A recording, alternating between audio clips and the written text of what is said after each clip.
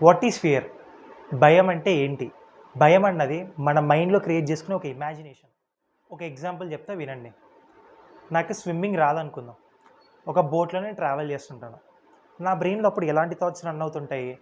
ఒకవేళ ఈ బోట్ మునిగిపోతే నేను ఎలా తప్పించుకోవాలి? ఒకవేళ ఈ బోట్ రివర్స్ అవుతే నేను ఎలా తప్పించుకోవాలని నా బ్రెయిన్‌లో ఆ భయం రన్ అవుతూనే ఉంటుంది.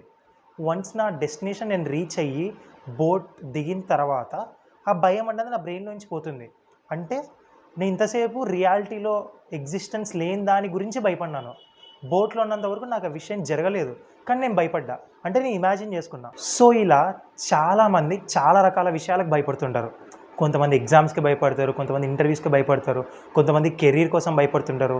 సో, ఇలాంటి విషయాల్లో మీరు ఫియర్‌లెస్ కావాలంటే ఉన్నది ఒక్కటే మార్గం. మీరు ఫేస్ చేయాలి. మీ భయాన్ని మీరు ఫేస్ చేయాలి.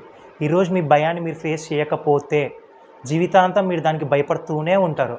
ఫియర్ అన్న ఆ వర్డ్‌లోనే ఉంది. ఫేస్ ఎవ్రీథింగ్ అండ్ రైజ్ అని. అంటే దాని మీనింగ్ ఏంటి? నీ లైఫ్‌లో నీకు ఎన్ని ప్రాబ్లమ్స్ వచ్చినా దాన్ని ఫేస్ చేసి ముందుకెళ్ళు అని అర్థం. ఇంగ్లీష్‌లో ఒక కోట్ ఉంది. ఫియర్ కిల్స్ మోర్ డ్రీమ్స్ దాన్ ఫెయిల్యూర్ ఎవర్ అని.